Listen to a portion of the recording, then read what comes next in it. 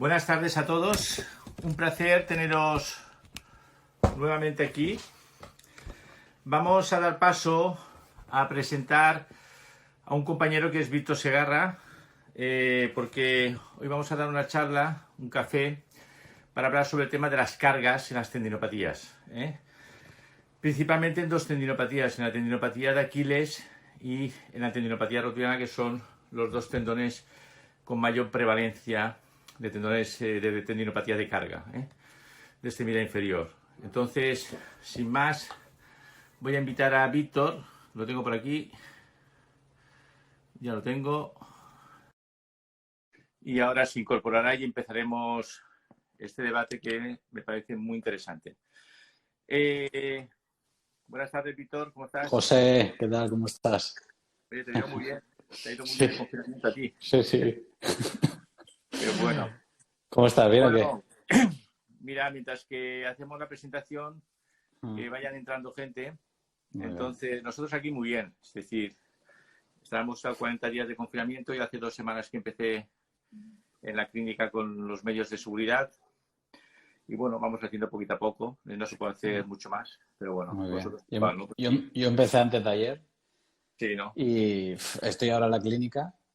Llegas a llamarme 5 o 10 minutos antes y me pillas con el... Sí, estamos todos igual.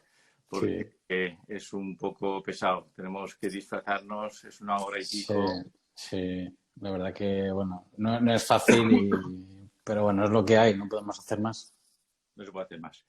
Bueno, Víctor, mira, como es un tema que seguramente dará para mucho, Sí. y además seguramente habrá mucha interacción de los asistentes, porque no deja de ser un tema interesantísimo, pero también polémico, porque hay mucha variabilidad, hay mucha plasticidad en lo que vamos a hablar, sobre todo a nivel clínico.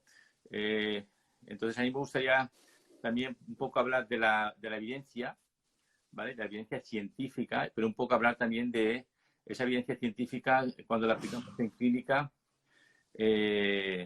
Bueno, pues si realmente se producen esos efectos o realmente tenemos que hacer otras cosas más raras, porque si no el paciente no avanza, etcétera, etcétera. Es decir, hablaremos un poquito de todo. Muy bien. Lo digo porque también es verdad que hemos entrado en un momento que las tendinopatías, fíjate, cuando yo empecé a hablar de las tendinopatías en los años 90, a nadie le interesaba el tema, y ahora sí que es verdad que hay un interés brutal. También es verdad porque es el 50% de todas las patologías que llegan a consulta, sobre todo los que nos dedicamos al deporte o incluso al no deporte. Es decir, yo me atrevería a decir que el del 50-60% de toda patología de tejido blando está implicado el tendón, de alguna manera. Entonces, pues lógicamente tiene un interés fundamental, ¿no? Y por eso, pues tenemos que ser todavía más críticos con nosotros mismos, ¿no? Es decir, con lo que nos llega a clínica, con lo que dice la evidencia, con lo que realmente nos pasa, ¿no? Porque a veces cuando nos polarizamos en diferentes paradigmas, pues nos aferramos en defender ese polo, ¿no? Y si puede ser, no solamente defender ese polo, sino intentar criticar el otro, ¿no? Y también pasa mucho, José, perdona, de todo lo que leemos, cuestionarlo en la clínica, porque yo muchas veces veo que sí, que ahora hablaremos de ello, que si el isométrico, el HSR, el tal cual, pero luego te viene un paciente, aplicas algo que has leído y no te da los mismos resultados. Entonces... Eso es lo que quería decirte, que igual no he explicado bien. Bueno, primero vamos a presentarte y yo prefiero que os presentéis vosotros, ¿vale? Vale. Entonces, yo os presento a Víctor Segarra, pero él me gustaría que nos hiciera pues un pequeño break currículum y un poco su experiencia también, profesional, laboral y académica.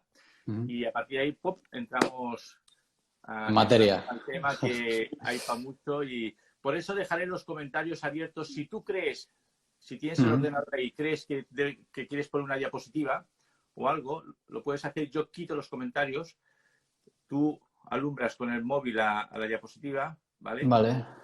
Entonces, lo que dure 2 o 3 minutos, luego vuelves otra vez y yo vuelvo a poner los comentarios.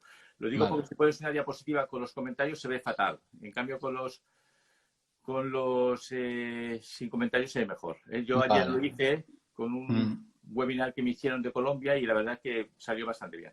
¿Vale? Entonces, te presentas, Víctor, y empezamos. Sí, pues bueno, me llamo Víctor Segarra, soy licenciado en Ciencias de la Actividad Física y el Deporte. Luego hice fisioterapia y bueno, luego hice pues varios másters en redactación, no sé cuántos tengo, igual 2 o 3 o 4, no lo sé. Hice también, pues bueno, mucha formación en fisioterapia invasiva y demás, ya sabes, José.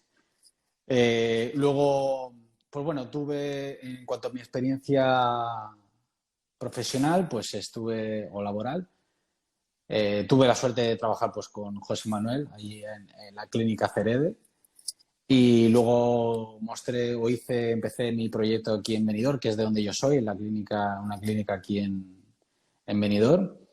Actualmente pues también desarrollo formación. Hacemos formación nosotros sobre prevención, readaptación de lesiones, terapia activa, como ya sabes.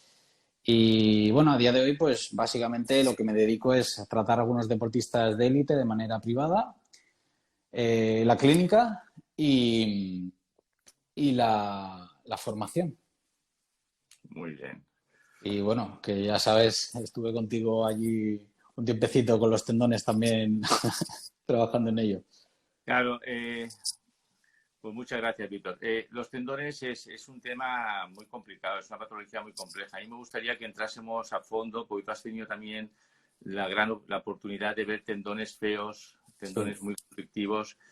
Y me gustaría que no diéramos un mensaje excesivamente banal del tema. Es decir, que hemos avanzado mucho, pero que todavía tenemos un porcentaje muy elevado de casos lesiones. Sí. Que están dando vueltas por ahí. Sí, Es decir, sí. ¿y por qué están dando vueltas por ahí? Porque es que ni la cirugía puede solucionar eso. De hecho, la cirugía peor todavía. Entonces, me gustaría un poco también un enfoque realista. Yo me gusta hacer siempre esta pregunta a todos que sois expertos en tendones y en ejercicio terapéutico. Y me gustaría que, independientemente de las definiciones que existen en los artículos, defíneme tu tendinopatía. Según tu vivencia. Ahora estoy hablando como psicólogo. Pues mira, tendinopatía, la propia palabra, si la diferenciamos, ¿no? Patía puede ser patología o dolor. Bueno, sí, más patología. Y del tendón, ¿no? Pero en verdad, cuando yo leo mucha evidencia sobre tendinopatía y se hace un estudio, por ejemplo, pues, yo qué sé, ahora hablaremos de ello, pero el isométrico es bueno para la tendinopatía. Bien, correcto, vale. Puede funcionar o no, pero ¿cuántos tipos de tendinopatía pueden existir? Y tú sabes bien, el paratendón puede estar afectado, puede haber la bursitis está dentro de esa definición de tendinopatía, que tenga degeneración o desestructuración del tendón, que tenga la lesión estelantesis o en el cuerpo del tendón. Hay muchísimas lesiones que están dentro de esa palabra tendinopatía. Para mí, ¿qué es la tendinopatía? Pues, o que la pudiera definir. Ostras. Que la pudieras definir y que tuviera un sentido con lo que tú haces para tratarlas. Por ejemplo, para mí la tendinopatía yo te la definiría para mí, como una alteración descontrolada de la homeostasis del tendón. Para mí. Bien, a nivel más molecular, ¿no? Tú que sabes más de ello.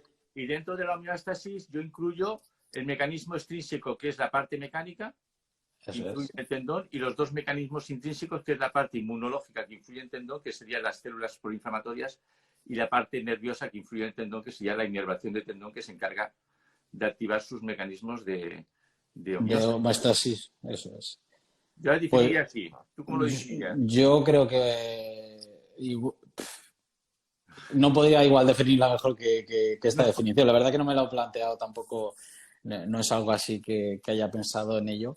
Vale. A pesar de que sí que obviamente pues le he hecho las culpas a las posibles diferentes cargas que pueden haber en un tendón. Que muchas veces nos vamos solo al peso, a los kilómetros, perfecto, todo eso, pero hay más allá. Eso te voy a apuntar. ¿Qué es la carga para ti? En su sentido holístico, Sí, pues mira, la carga a nivel general Porque la no carga para mí también es una carga negativa para el tendón. Por supuesto. La descarga, el tendón necesita carga, por así decirlo, pero una carga adecuada. Tanto si es poco como si es mucho, es malo para el tendón. Normalmente, comúnmente entendemos la carga o se diferencia entre carga externa y carga interna, ¿vale? Y comúnmente fisioterapia me doy cuenta de que muchas veces cuando hablo con otros profesionales, no, es que la carga del tendón, y echamos la culpa siempre a reducir la carga externa, que puede ser, por ejemplo, un corredor, ¿no? Que dice, pues tiene tendinopatía de Aquiles, vale, pues reduce los kilómetros, reduce el tiempo, los días de entrenamiento, reduce tal. Eso es la carga externa, ¿vale? Pero es que, a mi modo de ver, y después de muchos años de experiencia y conforme voy leyendo también me voy dando cuenta que pueden existir otros tipos de carga intrínseca o interna. Y dentro de la interna yo diferencio entre dos, la general o global y la local del tendón. La general podría ser, pues, que pudiera tener una cierta fatiga a nivel global, sistema nervioso central, que una fatiga o un desequilibrio entre carga aguda, carga crónica, ¿vale? Que las últimas semanas, a lo mejor, no por los kilómetros que lleve, sino por el cansancio, claro, a nivel general. La variabilidad de la frecuencia cardíaca, por ejemplo, es otro aspecto que puede, el descanso, la alimentación, también puede hacer que a nivel general, pues, uno esté más, que tenga más predisposición a tener una tendinopatía o no. Y otro es la carga local del tendón. En cuanto a la carga local, me baso, o sea, he diferenciado entre externa, carga externa, ¿no? Los kilómetros, carga interna, que diferencio dos, la general y la local. Y dentro de la local, diferencio una que es biomecánica, por ejemplo, una tendinopatía rotuliana, por ejemplo, puede hacer un valgo dinámico de rodilla, puede hacer que aparezca o cargue más una zona del tendón. O, por ejemplo, una falta de dorsiflexión en un tobillo puede hacer también que aparezca o que sea exista más predisposición a tener una tendinopatía de Aquiles, ¿no?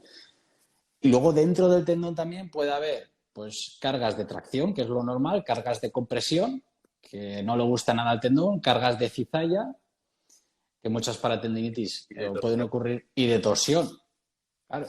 Entonces, claro, dentro, para poder diagnosticar, entre comillas, una tendinopatía, primero deberíamos saber qué está ocurriendo, cuál es la causa que está provocando esa lesión del tendón, a mi modo de ver, ¿vale? Y luego, una vez entendemos cómo se sobrecarga o se está sobrecargando o se está lesionando ese tendón, pues si es por carga externa, modificar la carga externa. Si es por carga interna, modificar biomecánicamente o evitar la compresión o evitar Ahora, como ya sabéis, vamos a hablar principalmente de tendinopatía rotuliana y Aquiles. Pero ahora que ha mencionado Víctor una cosa que me ha gustado mucho, mira, en tendinopatía rotuliana hay un estudio ahora reciente de la American Journal of Sport Medicine, no me acuerdo el autor, pero ya te lo diré, en el que se ha visto que existe más afectación en la porción proximal póstero-medial del tendón,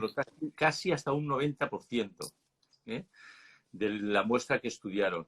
Con lo cual, implica que el componente rotatorio es el que actúa como mecanismo estresor de esa región. Entonces, mi pregunta es, teniendo en cuenta que el tendón rotuliano es un tendón gordito, bajito y ancho, y por lo tanto no tiene ni mucho menos las características de almacenamiento de energía elástica como un tendón de Aquiles, ¿vale? ¿Por qué lo tratamos con la misma prisma que si fuera una tendinopatía de Aquiles? Es decir, con un ejercicio analítico lineal, cuando nos está diciendo que los estresores mecánicos actúan muy asimétricamente en un borde y no en el otro, y por lo tanto hay más un conflicto de control neuromuscular. Al final,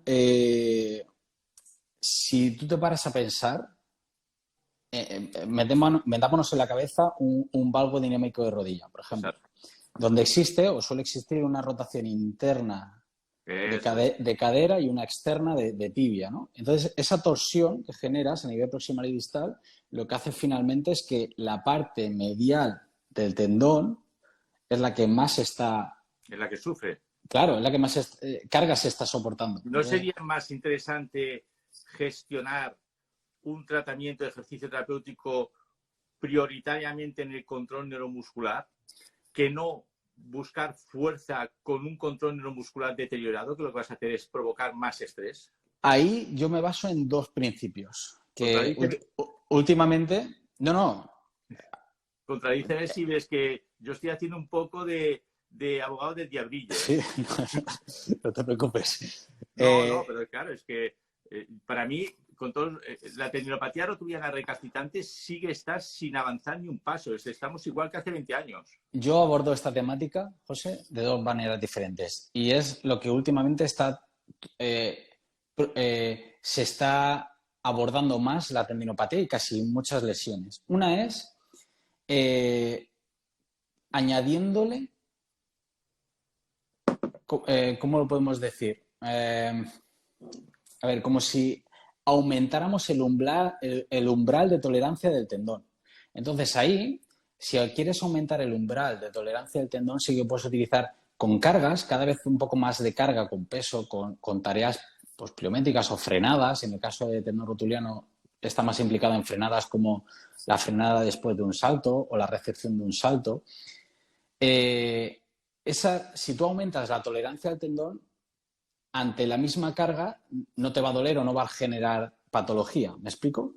Si tú tienes el umbral está aquí y tú saltando le das un estímulo por encima, generarás al final pues patología o alteración del tendón. Exacto. Pero si tu tolerancia está aquí y tú lo que le das diariamente está por debajo, en principio es capaz de aguantar.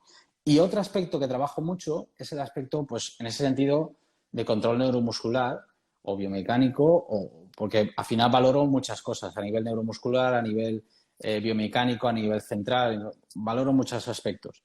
Y en este aspecto, por ejemplo, el tendón rotuliano hay que valorar, pero eso ya lo hacía desde Cereda. Además, me acuerdo de una charla que dimos en Valencia que hablaba de la importancia de la musculatura de la cadera en la lesión de la patología de tendón rotuliano. Sí, señor. Hace ya 7 u 8 años. Y del pie también. Habría que valorar cómo se mueve ese pie, si el calcáneo está en valgo, si hay pronación del medio pie o del antepié con respecto al retropié. Bueno, hay que valorar diferentes aspectos, pero obviamente una mala biomecánica, un mal control neuromuscular puede hacer que aparezca una tendinopatía rotuliana, por supuesto. O sea que ahí me baso en esas dos, aumentar la tolerancia y mejorar el control motor.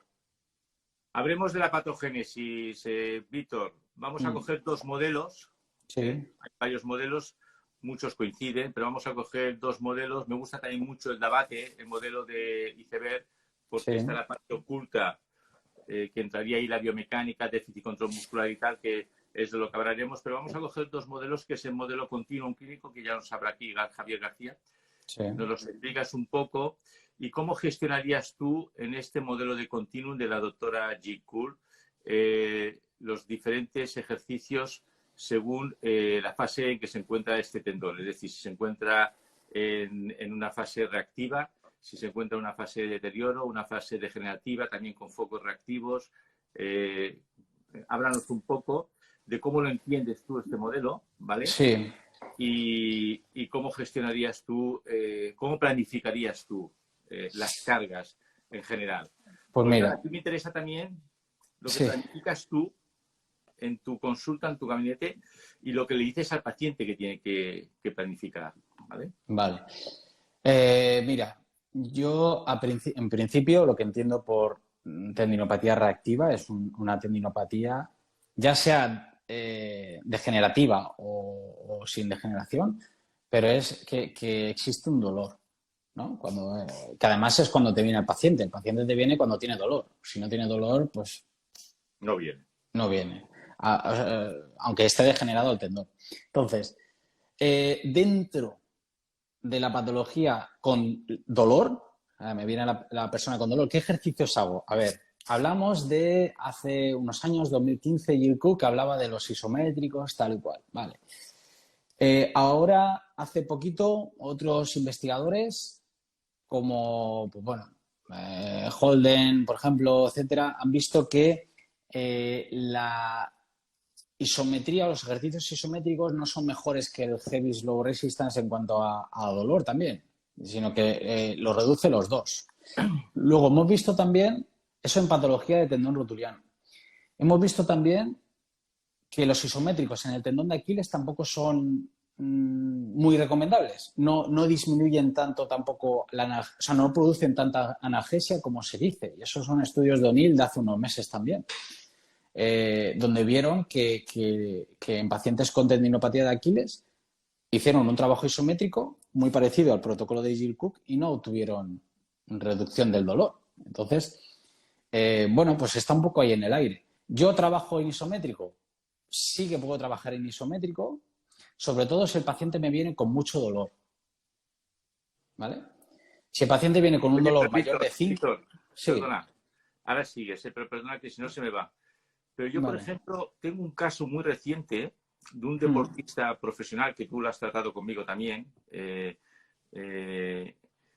Y en el codo, por ejemplo, tenía una epicondilitis muy potente y no aceptaba bajo ningún concepto el isométrico, pero vamos, ni el 10% de la contracción voluntaria máxima. O sea, nada. Tú le ponías un dedo y, en cambio, el excéntrico te lo aceptaba perfectamente, además notaba alivio. Es decir... yo eso es lo que te iba a decir, que yo en la clínica hay casos en los que el isométrico directamente les molesta o les molesta más que un heavy slow resistance. Exacto. O sea, o un excéntrico controlado con el propio peso, despacito, controlando los rangos, sin dolor. Entonces, vale, a veces puede estar la mala interpretación de que el excéntrico en la escalera de la evolución de los ejercicios está aquí arriba, está al final, el isométrico en la fase muy aguda, y a veces no es así, dependiendo de la tipología. No. Por eso que me he visto... ejemplo que te he puesto, en mi caso el excéntrico estaba aquí y el isométrico lo tenía aquí arriba. Claro, es porque eso. Era isquemizante el isométrico. Eso es. Era el que le producía dolor. Al final, hay que intentar buscar que la persona se mueva, haga el ejercicio de la mejor manera posible, entre comillas, que te pueda beneficiar aportando las cargas del tendón y teniendo también en cuenta el dolor, obviamente. Como tú dices, si hay un ejercicio isométrico que no lo puede hacer y no le produce dolor, sabemos también que hay componente de sensibilización central en las tendinopatías, etcétera. Entonces, todo aquello que haga aumentar el dolor va a perpetuar o puede perpetuar ese dolor a nivel cortical y demás. Te interesa inhibirlo lo antes posible o eliminarlo. Entonces, por supuesto que si esa persona con un heavy slow resistance, con un excéntrico, con poca carga o con más carga, da igual, no tiene dolor, perdón, pero con un isométrico tiene dolor, pues obviamente vas a tirar por el que no tiene dolor.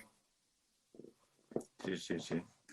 Muy interesante. Entonces, tú, por ejemplo, tienes en cuenta la tipología, ¿no?, del tendón a la hora de diseñar un programa de ejercicios. Sí.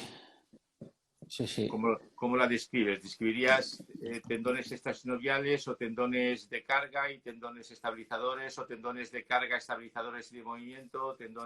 Yo diferencio entre, básicamente, en un hombro, en lesiones de hombro, en codo, la evidencia, ahí es más variable, porque hay evidencia que te dice que excéntrico sí, hay otros que te dicen que excéntrico no. En hombro, yo no haría ejercicio excéntrico, porque al final es un manguito rotador para mí, tiene más repercusión trabajar musculatura, la misma musculatura del manguito rotador, subescapular, infra, supra, etcétera, y estabilizadores escapulares, ¿no? Totalmente.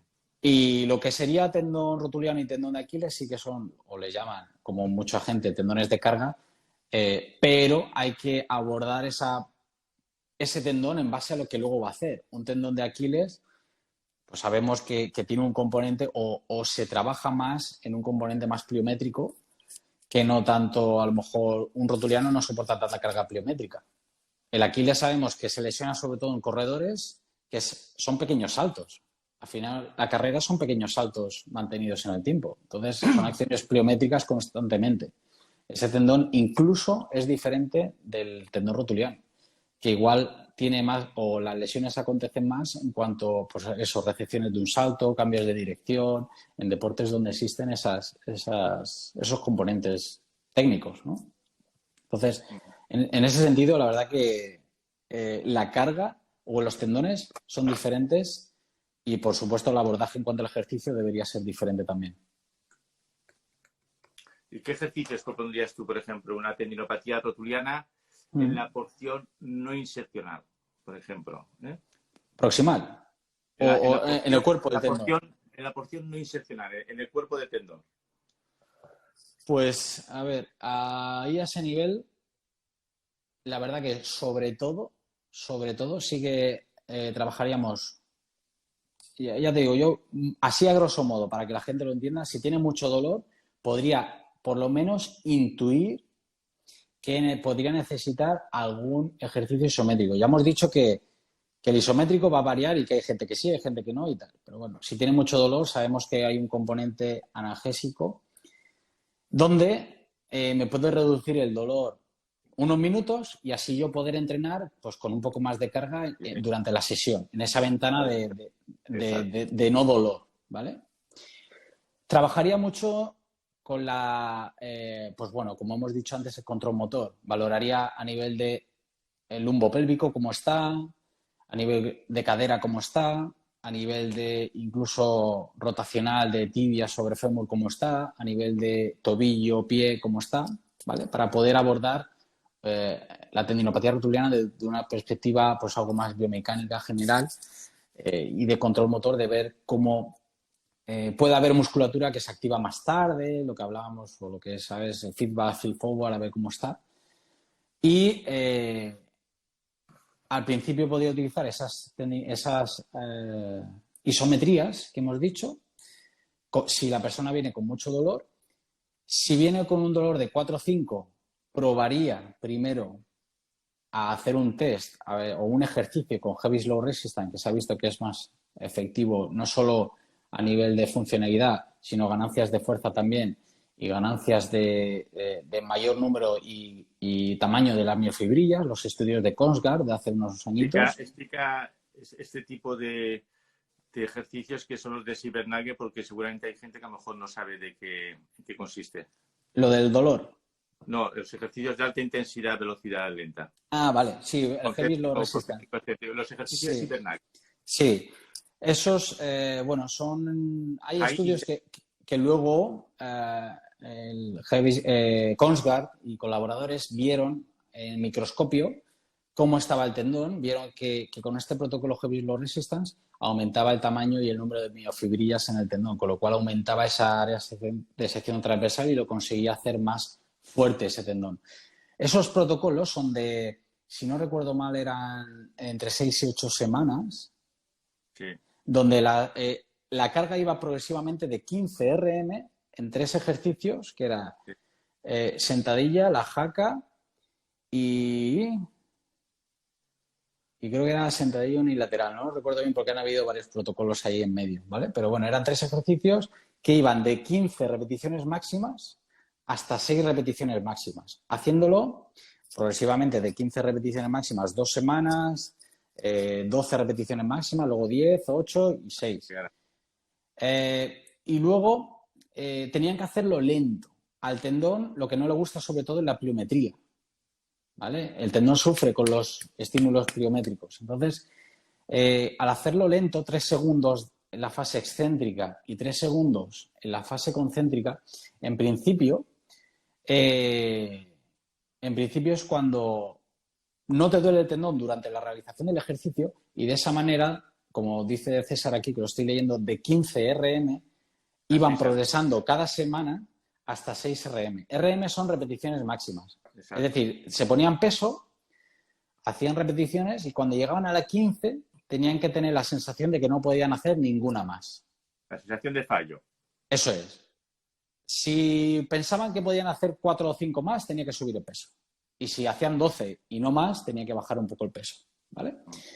Entonces, ese protocolo así de progresivo, César, no es una barbaridad porque digamos que a lo largo de todas esas semanas tus piernas, tu tendón ya se iba adaptando. Sí que es verdad que eran pacientes, no eran personas con 70, 80 años, eran pacientes, sí, deportistas que ya tenían una cierta aprendizaje en la técnica, etcétera, y eran capaces de soportar de pocas cargas a más carga, poquito a poco.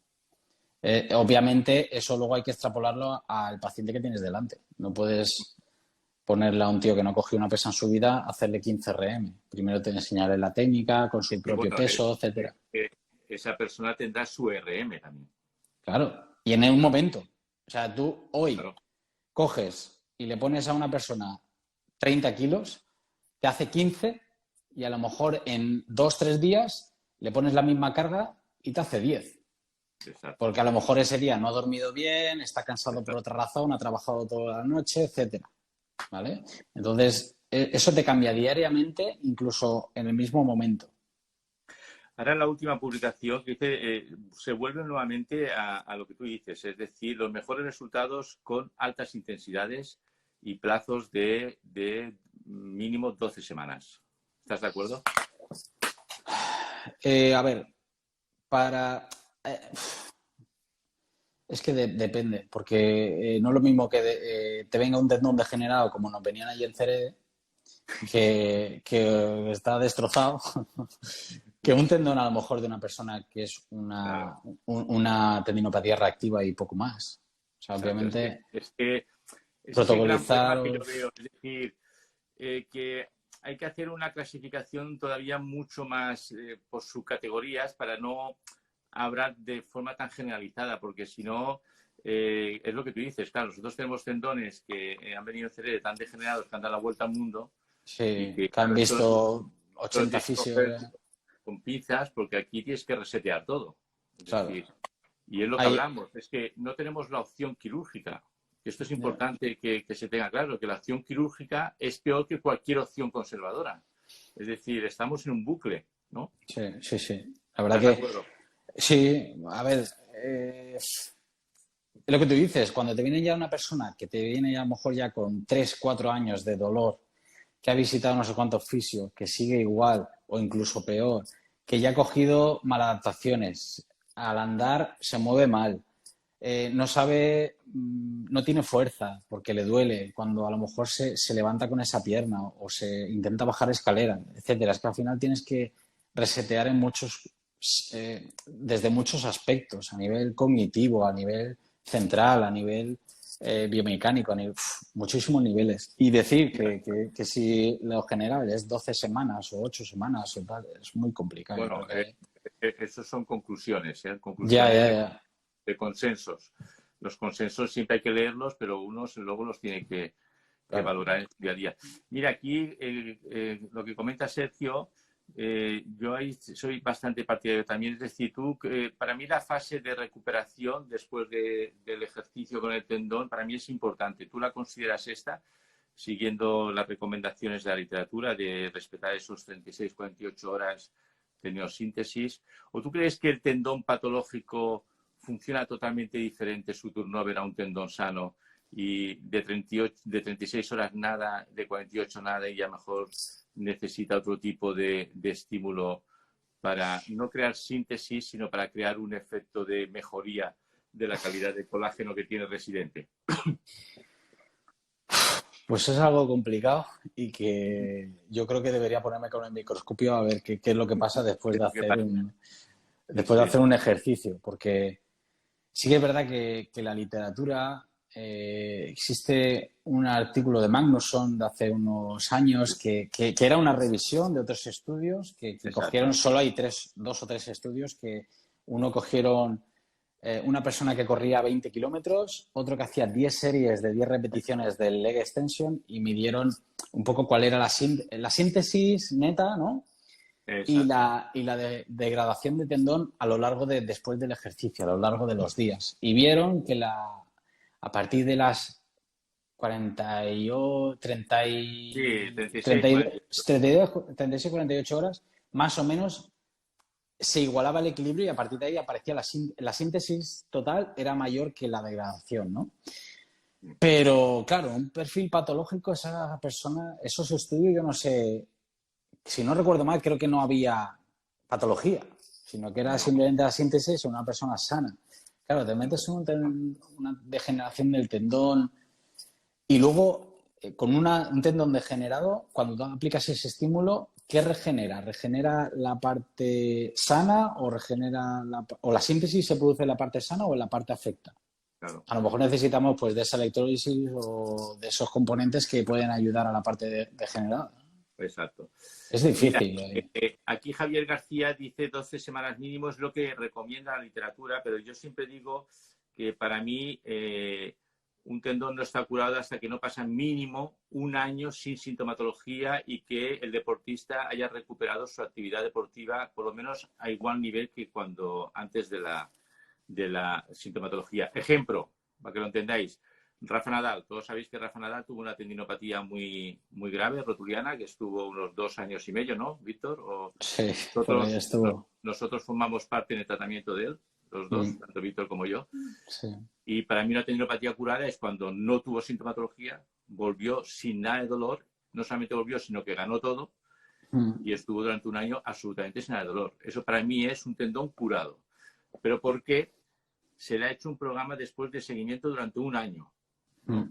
Ese es el concepto que yo considero de curación. Lo digo para que no caigamos en el error de las 12 semanas, que está muy bien, porque incluso el estudio que hicimos nosotros con tendinopatía rotuliana y EPI en el año 2002, ya A 10 dijimos, años, ¿no? hace Pero 2002, seguimiento a 10 años. 10 años, pero lo hice en el 2002, ya dije que eran 3 meses el tratamiento. Es lo que dicen ahora los estudios. Pero eso es el tratamiento. Y otra cosa es el seguimiento. Son dos conceptos. Si Bernargue yo creo que también hace mucho referencia a esto. Es decir, hasta el año de seguimiento sin sintomatología para mí no está solucionado el problema. Por eso la importancia del seguimiento, de protocolos de control de cargas en el seguimiento de ese deportista. Creo, no sé, ¿tú opinas igual, Sí, Martín? hombre, obviamente después, la persona cuando ya deja de tener dolor, es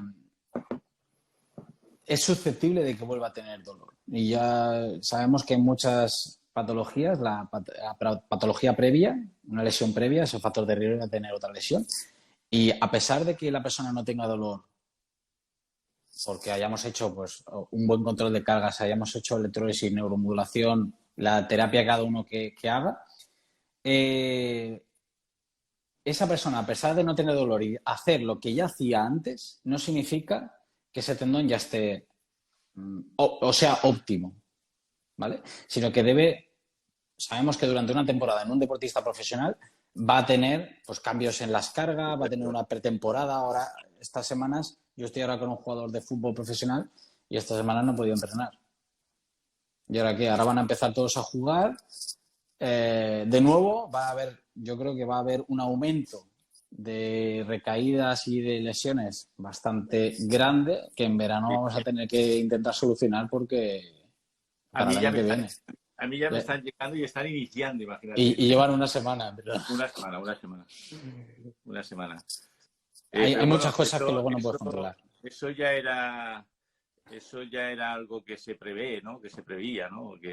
Es decir, que ya estamos preparados para que nos llegue este tipo de deportistas con este tipo de lesiones, porque ha habido un confinamiento muy largo y evidentemente... Se debería haber hecho una pretemporada, que no se va a hacer, no se puede hacer, pero se debería haber hecho, porque han descansado más ahora con el confinamiento que unas vacaciones normales de un futbolista. O sea que, sí, bueno. No.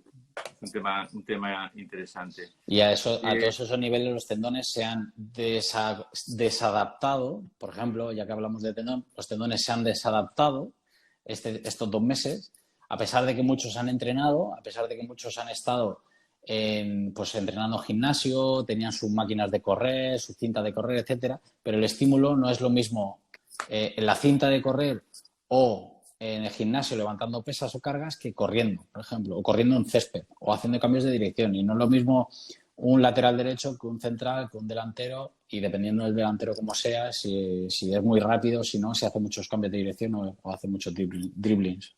Mira, nos preguntan cuáles son los criterios específicos por los que te riges para definir la carga, la cantidad de repeticiones y qué efecto fisiológico busca. Bueno, los efectos fisiológicos ya están descritos en la literatura, los ejercicios en el tendón que Víctor ya ha hecho referencia, es decir, mejora la síntesis de colágeno, mejora considerablemente la actividad enzimática de la expresión del gen de colágeno tipo 1, es decir, tiene un efecto incluso inhibitorio en las terminaciones nociceptivas locales a nivel de los efectos fisiológicos están muy documentados, pero los criterios en cuanto a la carga, la cantidad de volumen, series, frecuencias, bueno, es un poco lo que estamos actualmente, ¿no? Sí, ahí también depende un poco lo que busques en cada uno de los estadios en los que te puedes encontrar con una tendinopatía. Por ejemplo, existe cuando hablamos del módulo de Young, que es el componente elástico del tendón, ¿vale?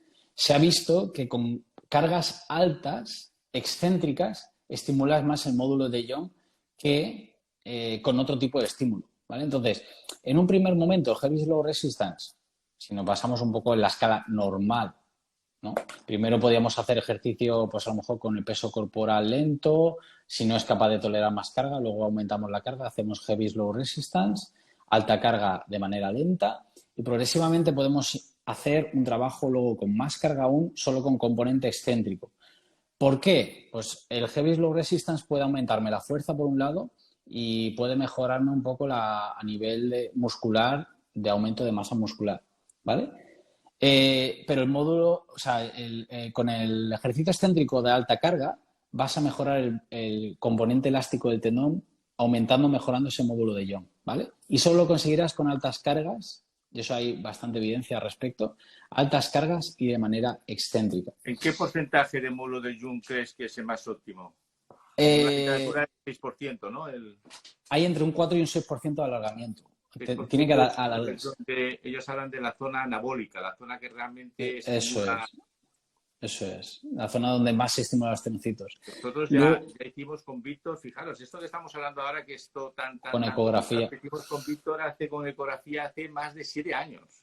Lo digo yo, pero que él me lo puede corroborar.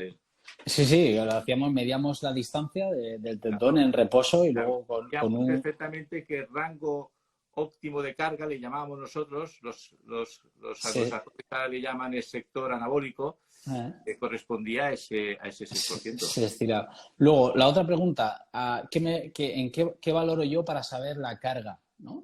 Pues mira, yo puedo poner, por ejemplo, hay diferentes formas de calcularlo. Al final, la mía, la más sencilla, práctica, ¿vale? Yo pongo una carga, por ejemplo, de 10 kilos, ¿vale? Por ejemplo. Y yo le digo que haga 10 repeticiones. Si hace 10 repeticiones, yo le pregunto, de 0 a 10, ¿cuánto te ha dolido? Una escala EVA, para controlar el dolor. Siempre me baso en el dolor y en el esfuerzo. ¿Cuánto te ha costado a ti esta carga? La escala de Borg. Más o menos, sí. Una escala de percepción de esfuerzo. Las dos. Yo utilizo las dos siempre. ¿Cuánto te duele? Además, allí en Cerede la gente me decía, joder, qué pesado que eres. Siempre preguntaba, cada repetición, cada ejercicio, ¿te duele? No, ¿te duele? No. Sí, ¿te duele? Un 1. Es muy importante, es muy importante. Sí, y me baso básicamente en eso, en el dolor y en el esfuerzo. Si yo le pongo 10 kilos, hace 10 repeticiones y me dice que ha tenido un esfuerzo de 4, pues le tengo que aumentar la carga porque a mí a lo mejor me interesa moverse. Sobre esas 10 repeticiones me interesa moverse, que sea una carga un poco más exigente. Una percepción de esfuerzo de 10, en 10 repeticiones estaríamos en una 10 RM, que era lo que hablábamos antes. ¿Por qué? Porque la percepción es máxima, no podía haber hecho ninguna repetición más y aparte estoy, pues bueno, en esas 10 repeticiones. Entonces son 10 repeticiones máximas, ¿vale? Pero me baso tanto en dolor como en el esfuerzo.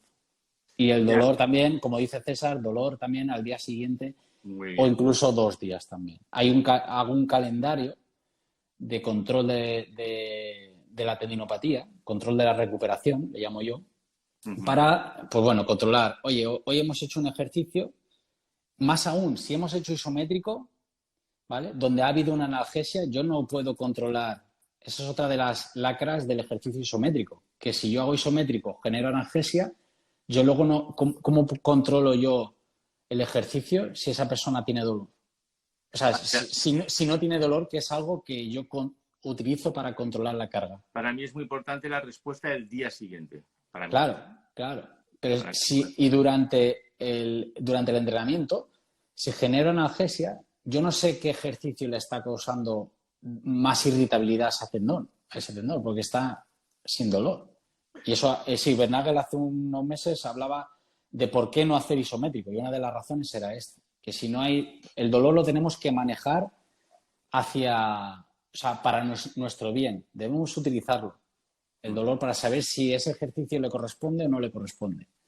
Si duele mucho, igual no corresponde. Si duele un dolor de 2-3, yo utilizo 2-3, aunque si Bernagel habla de menos de 5, pero un dolor de 2-3, perfecto. O por debajo del cuadro.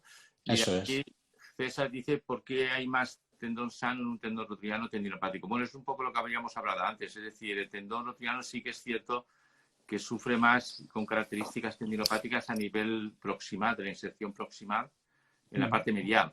Y por eso lo que hablábamos con Víctor, el componente rotatorio en la rodilla, la importancia que tiene. Para mí el tendón rotuliano es un tendón altamente complejo en todos los aspectos. Para mí es un tendón bipartito. Hay un tendón que realmente se beneficia del efecto de tendón, es decir, del efecto de la unión miotendinosa del recto femoral, y hay una parte del rotuliano que no se beneficia, esta que curiosamente se degenera, que es la que hace más de ligamento y que sus características histológicas, mecánicas y bioquímicas son totalmente más diferentes. de ligamento. Por lo tanto, un tema muy interesante a seguir investigando, ¿vale? Y ver cómo podemos mejorar. También es verdad que es el que más índice de fracaso tenemos, la tendinopatía rotuliana respecto a la tendinopatía de Aquiles. Es decir, si no conseguimos, la literatura habla de un 40, 45, 50% que no acaban de salir adelante, pues el tendón rotuliano para mí hay un porcentaje mucho más alto que no salen adelante, sobre todo los recalcitrantes.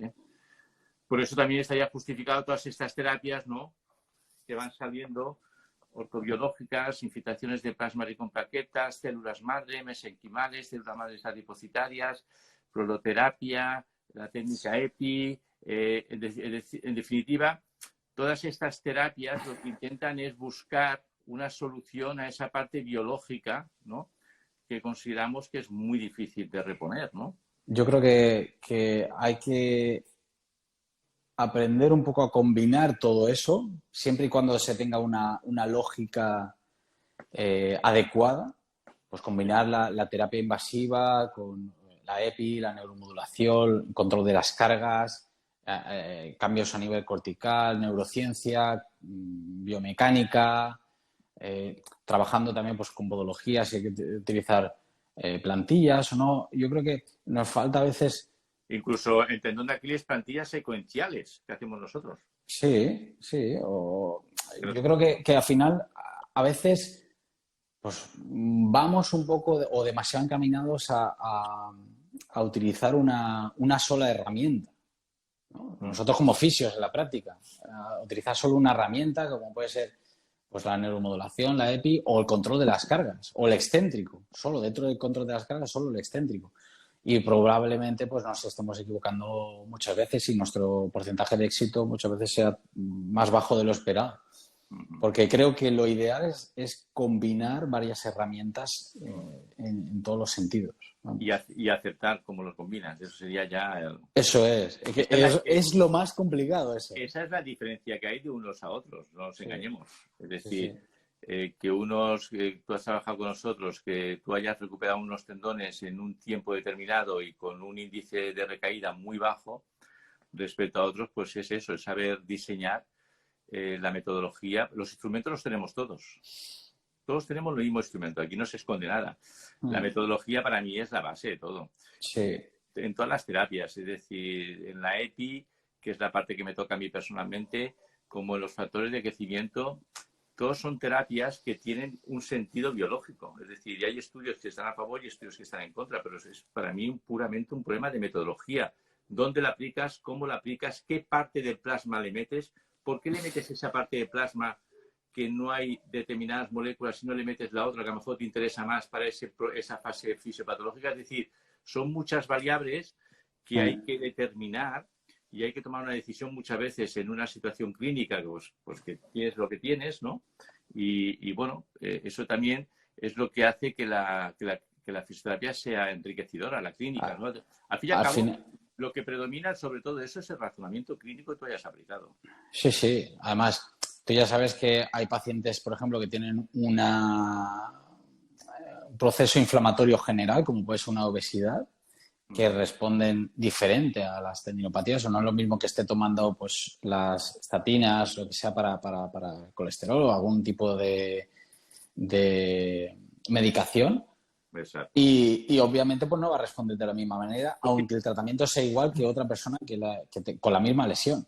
O sea, al final... De esto te quería preguntar, no sé cuánto tiempo nos queda, a ver... 8 minutos, por ahí. 8 minutitos. Sobre los factores de riesgo, ¿no? Háblanos sobre los factores de riesgo dentro de los intrínsecos, dentro de los extrínsecos y los que para ti son más significativos desde el punto de vista de que podamos modificar.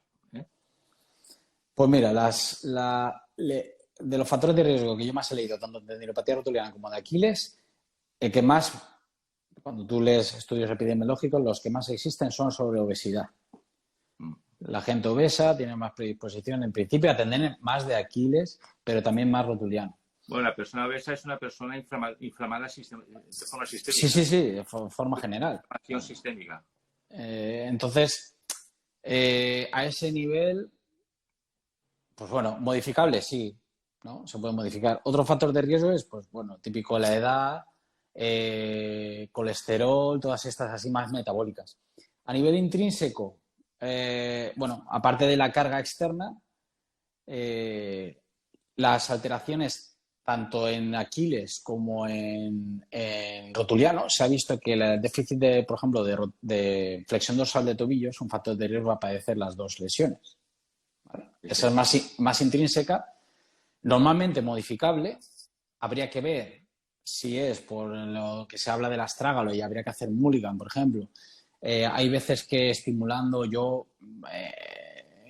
muchos cursos, gente que tiene flexión dorsal limitada, hemos activado o reactivado, como queréis llamarlo, un poquito el tibial posterior, un poquito los peroneos y la flexión dorsal se recupera fácilmente. Hay que intentar buscar, indagar qué es lo que está produciendo esa limitación de la flexión dorsal. Si es más capsular, si es más a nivel articular, si es más muscular, a ver de dónde viene.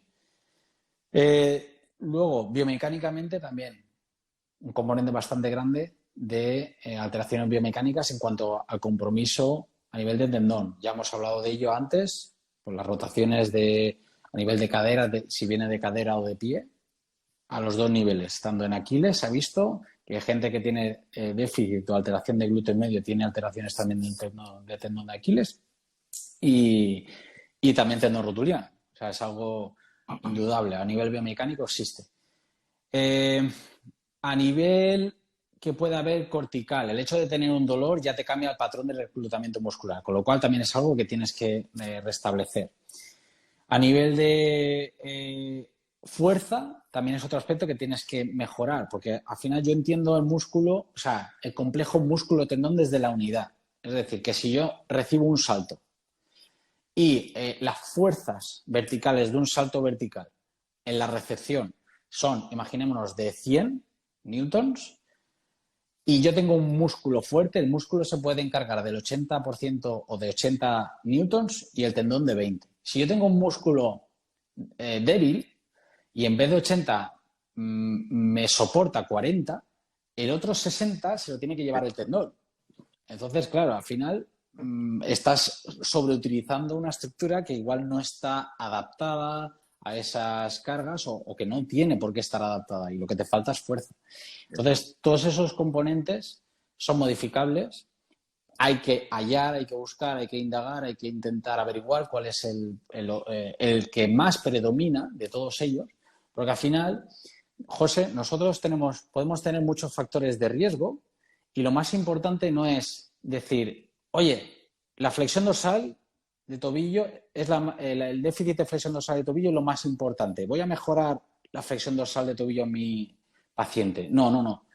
Lo más importante es saber detectar cómo se correlacionan esos factores de riesgo. ¿Por qué? Porque un déficit de flexión dorsal de tobillo a lo mejor te puede llevar a un valgo dinámico de rodilla y eso te puede llevar a una inhibición del glúteo medio y al final te tienes que mover en esos lazos, ¿no? Y saber indagar cuál es el origen o la madre de todos de todo el resto de problemas. Entonces, al final, yo creo que lo más importante para saber determinar un factor de riesgo es saber valorar todos los condicionantes que pueden desarrollar esa lesión y buscar cuál puede ser el origen de ese problema. Exacto, por eso es fundamental la primera evaluación, la exploración física, Eso es. un planteamiento de hipótesis inicial, un planteamiento de tratamiento para ver si somos capaces de modificar esas afectaciones y funciones que hemos encontrado. En eso debe consistir, no puede ser... Yo no considero que a mí me viene una persona y yo no la trato porque a mí me han explicado en un curso hace 2 días que cuando me viene un tendón rotuliano tengo que hacer esto, esto y esto. Yo lo primero que hago es preguntar, intentar sacar toda la información que pueda y a partir de ahí evaluar. Pues a lo mejor con ecografía, sin ecografía, a nivel funcional, a nivel de control motor, a diferentes niveles, ¿no? Exacto. Mira, lo que dice Javier García, razonamiento clínico, tiene toda la razón del mundo. Mira, no es la primera vez que nos hemos encontrado, y Víctor está aquí de testigo, pacientes que nos han llegado con dolor anterior de rodilla, con diagnóstico de tendinopatía rotuliana. Hemos hecho una buena exploración clínica y el tendón rotuliano no era el que estaba causando precisamente condromalacia. Muchas veces ese paciente venía con el problema de 1 año de evolución. ¿Vale? ¿Y qué puede ser? Pues puede ser un atrapamiento de una ramita recurrente nerviosa de peroneo, puede ser una fibrosis antigua que tuviera una cicatriz antigua, puede ser de un punto de gatillo miofascial, incluso a nivel vasolateral, o esas tendinopatías ocultas del retináculo lateral, de vasolateral, que parecen como plicas, pero que no llegan a ser una plica, o una plica sinovial medial, que hemos tenido muchas, es decir, o una condromalacia, ¿no? Como dice Víctor, es decir, pasar a condromalacia es un dolor más difuso, no es tan puntual como una tendinopatía, ¿no? Pero es necesario hacer un razonamiento clínico porque muchas veces, mira, yo tengo un paciente que me ha llegado esta semana precisamente en este patrón, 6 meses de evolución, dando vueltas, tendinopatía rotuliana, diagnóstico y el tendón rotuliano ecográficamente perfecto, no hay engrosamiento, totalmente homogéneo, con un patrón fibrilar perfecto, no se observa nada ecográficamente raro, aunque ya sabemos que la ecografía no debe ser criterio de clínico, pero en cambio el paciente tenía un dolor característico de todo el retináculo supralateral de la rótula y de predominio del obenque externo, de vasto lateral, tensor de la fascia lata, etcétera, etcétera. Y es lo que estamos tratando y realmente las mejorías evidentemente son mucho más espectaculares, porque cuando hablamos de un problema disfuncional, si das con un buen tratamiento, evidentemente el paciente lo nota de una forma espectacular y casi te pone por las nubes como si fueras el Dios, ¿no? Pues muchas veces es esto, ¿no? Es basado en el razonamiento clínico, ¿no? José. Iba a hacer casi una despedida larga, pero bueno, aprovechamos y le damos otro directo, tú. Sí. Y así vamos acabando. Ahora tenemos ahí 50 minutos, pero bueno, vamos a ir acabando también y así acabamos con mayor comodidad. Oye, pues muy interesante. Vamos a ser un poco... Tú que eres un referente en España, Víctor es un referente en España en redactación deportiva y en el tema te lo agradezco. De los ejercicios. Entonces, danos tu punto crítico también. Venga, va. ¿Qué se está haciendo bien y qué se está haciendo mal? O sea, bajo tu punto de vista, ¿qué deberíamos hacer y qué no deberíamos hacer? Porque ahora incluso con el grupo de personas, compañeros que estamos interactuando aquí en esta charla, pues hay mucha diversidad de opiniones, ¿no? Sí. Yo las tengo. Danos tu punto de vista crítico. Mira, yo creo que, por una parte, el ejercicio terapéutico, la terapia activa, la readaptación, como siempre digo, llamadle como queráis, Se le llama como quiera. Y la haga, en principio, me da igual quién la haga, pero que la haga bien. ¿Vale? El ejercicio es la terapia que más evidencia tiene a día de hoy. En verdad es la que más evidencia existe. Pero la que más evidencia tiene desde el año 80 y pico, ¿eh? Sí, más reciente, pero aún así... Desde Stanis y Carwin, desde el 86, ya el ejercicio tenía su evidencia clara en las tendinopatías, ¿eh? Sí, no, que el ejercicio se sabe ya de mucho tiempo. Lo que pasa es que últimamente hay mucha más investigación en la terapia activa, pero sí que es verdad que nos cuesta un poco. El problema no es la investigación, sino somos nosotros. ¿Por qué? Porque nosotros leemos esas investigaciones y nos las creemos como tal, ¿no? Pero Muchas veces yo creo que se la cree como tal el que tiene poca experiencia clínica, fíjate, ¿eh? puede ser. A mí me cuesta, yo leo un El que artículo. tiene experiencia clínica y el que trabaja día a día es mucho más crítico con esos artículos. Yo leo un artículo y leo, yo qué sé, imaginémonos que ha salido antes, la oclusión es buena para el tendón de Aquiles, la oclusión vascular, ¿vale? Pues yo lo pruebo. Yo vengo aquí a la clínica, como hacías tú también, que me acuerdo y seguro que sigues haciendo, vas a la clínica, oye, voy a probar esto, a ver si con mis pacientes funciona o no funciona. Y luego en los cursos que yo doy, pues explico no solo la evidencia científica que hay, sino también lo que a mí lo que yo he visto también con esa.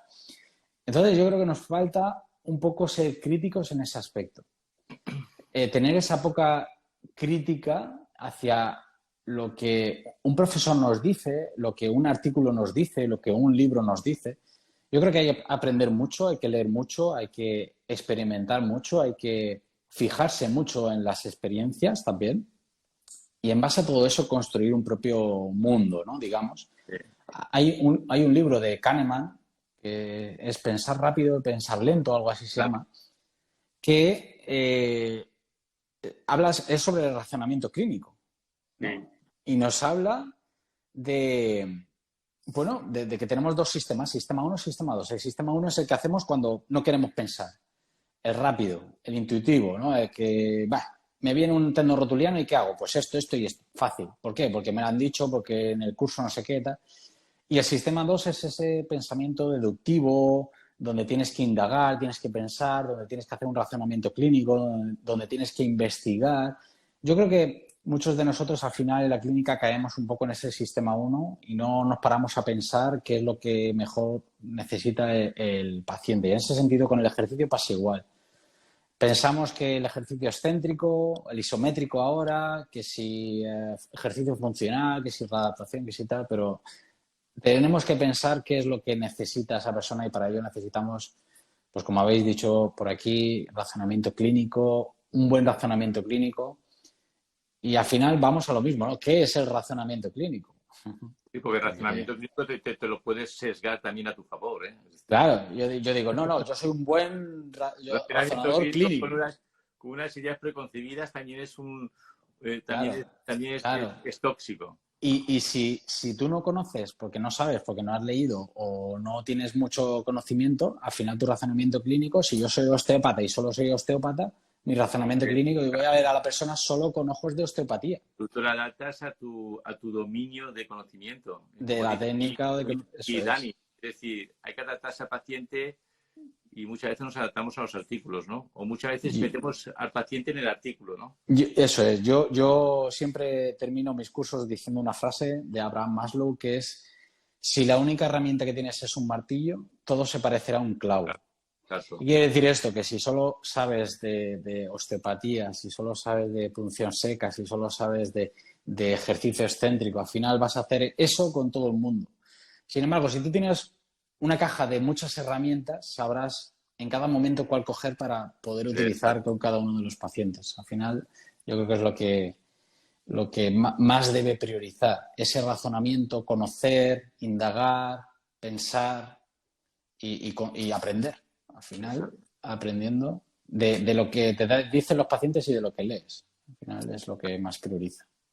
Y esto es importante porque volviendo al tema de las tendinopatías, fijaros que las tendinopatías, por lo menos las que yo he investigado y mi tesis doctoral, que es el tendón rotuliano, las tendinopatías rotulianas recalcitrantes, seguimos fallando en un porcentaje muy alto de pacientes. Es decir, hay de un 70% de pacientes que estas recalcitrantes no salen adelante. Es decir, no salen adelante y no las podemos obviar. Algunos autores son mucho más radicales. Algunos autores dicen que con los tratamientos propuestos actualmente no se curan ni el 30%, ¿no? Es decir, en este aspecto tenemos que ser coherentes con la realidad, ¿no? Porque muchas veces pensamos que los pacientes han mejorado, lo que pasa es que los pacientes no han venido a tu consulta, han desaparecido, ¿eh? Pero no quiere decir que hayan mejorado, sino que se están buscando la vida por Víctor Segarra, por ejemplo, ¿no? Sí, o que dejan de venir porque a lo mejor o porque les lo seguía dan por doliendo. limitado, ¿no? Es decir, Sí, porque también. muchos pacientes, como tú sabes, llegan a un punto de que, bueno, renuncian. Claro, eso es muy grave también, ¿eh? Porque renuncian a una parte de su identidad, ¿vale? Que Sí. es la identidad deportiva, ¿vale? Y eso forma parte de su personalidad, ¿no? Y eso no deja de ser un desgarro psicológico, un trauma psicológico, ¿no? Sí, no, por Entonces, bueno, yo creo que tenemos que seguir trabajando. Es cuando hay tantas reuniones, cuando hay tantos congresos de tendón, cuando hay tantas reuniones de tendón, cuando hay tantos consensos, cuando hay tantos grupos polarizados y tal, es porque no tenemos todavía la fórmula mágica. No existe, eso es. O sea, en el momento que aparezca, pues ya todo esto se solventará. Pero creo que, por una parte, la lesión de tendón es tan amplia, se produce por tantos factores y a la vez es tan compleja porque hay muchos sistemas como sistema nervioso, sistema inmune, como has citado antes, biomecánico, etcétera, que puede estar haciendo ya que no sabes por dónde tirar, ¿no? Si por una vía, por Sí, otra. pero esto es importante que entendamos que esto funciona de forma integral, ¿eh? Esto no está seccionado.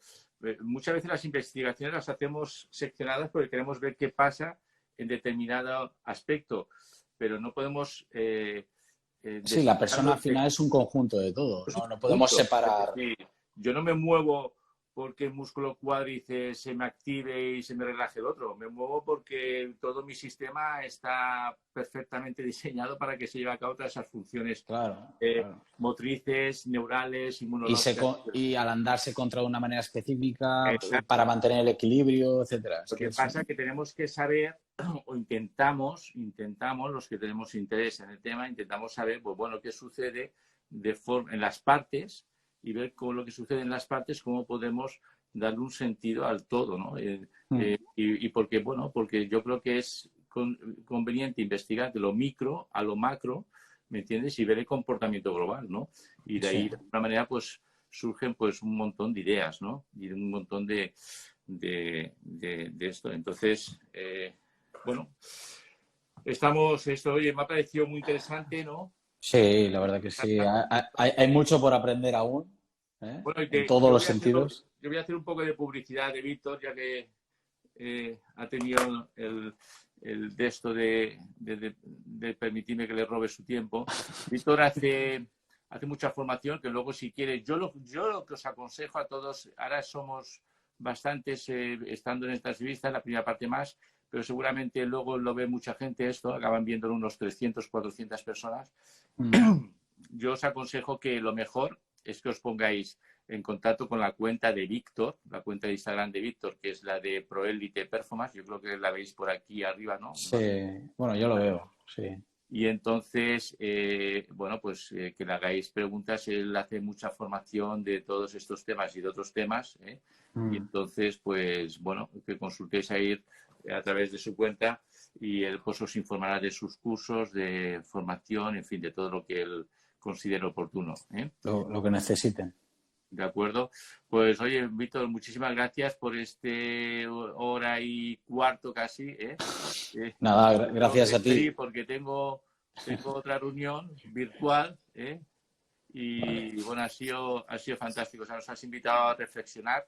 Yo creo que es bueno que de alguna manera tengamos esta visión también un poco clara de de la complejidad, en este caso, de las tendinopatías. Es decir, muchas veces hablamos del tendón y a veces hay que hablar del dueño del tendón, que yo creo que es más importante.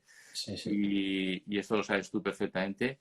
Y bueno, lo que hay que hacer es bueno, pues profundizar bien de todos los mecanismos que interaccionan con esa persona, de todo lo que hace, de todo lo que no hace y ver el mejor razonamiento clínico. Intentar que ese razonamiento clínico sea lo menos sesgado posible. Yo entiendo que es muy difícil porque uno cuando lleva mucho tiempo estudiando una línea, pues hombre, al final uno sin querer intenta traérselo a su... Barre para casa. Para casa, ¿no? Pero yo creo que es bueno hacer autocrítica. Y bueno, esta charla está en sí un poco para que la gente te despierte un poco y te ponga un poco el bofetón, la perplejidad. Sí. Yo creo que el mejor aprendizaje informal cuando estudiaba psicología yo es la perplejidad. Es que alguien te llega a clase y te pega una hostia. Sí. Y te quedas ahí. Sí, además lo recuerdas. Ese es el aprendizaje que no se olvida nunca. Eso es. Informal, eso es fundamental. Entonces, esto es muy bueno. O sea, la perplejidad es muy buena. Bueno, Víctor, pues muchísimas gracias. A ver si nos podemos ver pronto físicamente. Sí. Y seguir hablando de nuestras cositas y de nuestros proyectos. Y bueno, ha sido un placer tenerte aquí, que nos hayas dedicado tu tiempo y tu sabiduría, ¿vale? Y enhorabuena por tus éxitos y a seguir triunfando. Gracias. No, muchas gracias a ti por la invitación, por todo esto que estás haciendo estos días también, que se agradece muchísimo. Y por supuesto que queda pendiente un café allí en Barcelona cuando vaya. Además tengo una adquisición nueva que no te la puedo decir. Sí, vale, ya me la enseñarás entonces. Pero tengo una adquisición, un instrumento nuevo que lo verás, ¿vale? Muy bien. Muy bien, Víctor. Un fuerte abrazo por allí. Un abrazo a todos. Muchísimas gracias a todos. Nos vemos pronto. Mañana tenemos un webinar muy interesante también, ¿eh? Os espero. Un abrazo. Hecho. Hasta luego.